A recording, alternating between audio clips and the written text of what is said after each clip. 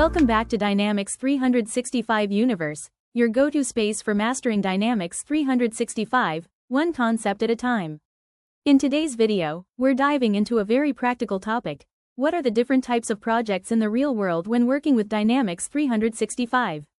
Whether you're a beginner or preparing for a job interview, understanding these project types is essential. Let's get started. Implementation project. This is the most common type, where a company is implementing Dynamics 365 for the first time. Example: a manufacturing company decides to move from Tally or Excel-based processes to Dynamics 365 Finance and Operations. Here, the project includes everything: requirement gathering, configuration, custom development, testing, user training, and finally, go live. These projects usually follow a structured methodology like SureStep and can last several months or years. Upgrade, migration project. This type involves moving from an older ERP system, like AX 2012, NAV, or a non-Microsoft system, to Dynamics 365. Example: a retail company using AX 2012 wants to migrate to the cloud-based D365 F&O. Here, you focus on migrating historical data, upgrading code customizations, testing reports and integrations. Tools like LCS Upgrade Analyzer and the Data Management Framework are key in this type of project. Support project. Once an implementation is live, it needs ongoing support. That's where support projects come in. Example: a live D365 customer faces posting errors in General Ledger or requests a new field on a sales invoice. Support teams handle bug fixes, enhancements, performance issues, and user training. You'll often work with service-level agreements, SLAs, to resolve tickets within defined timelines.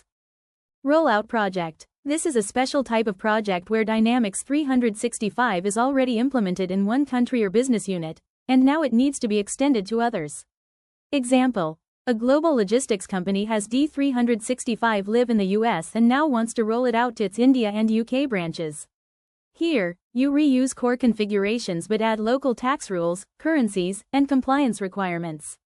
You may also need to translate forms or reports. Integration project. This project type focuses on connecting D365 with external systems like banks, CRMs, or third-party apps. Example: a company wants to integrate D365 with Salesforce for customer data sync.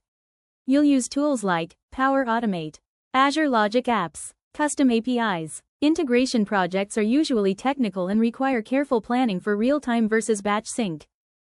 Data migration project. While data migration is a part of most implementations, sometimes it's handled as a dedicated project, especially in large enterprises. Example: a hospital group wants to migrate 10 years of patient billing and procurement data from Oracle to D365. Here, you'll work on data mapping, cleansing, validations, bulk imports using Data Management Framework, DMF, tie apps. Example: a company wants to integrate D365 with Salesforce for customer data sync. You'll use tools like Power Automate, Azure Logic Apps, custom APIs. Integration projects are usually technical and require careful planning for real-time versus batch sync. Each of these project types has its own challenges and best practices. Whether you're working as a functional consultant, developer, or project manager, understanding them helps you ask the right questions and deliver better results. If you found this video helpful, don't forget to like, share, and subscribe to Dynamics 365 Universe for more hands-on, real-world tutorials.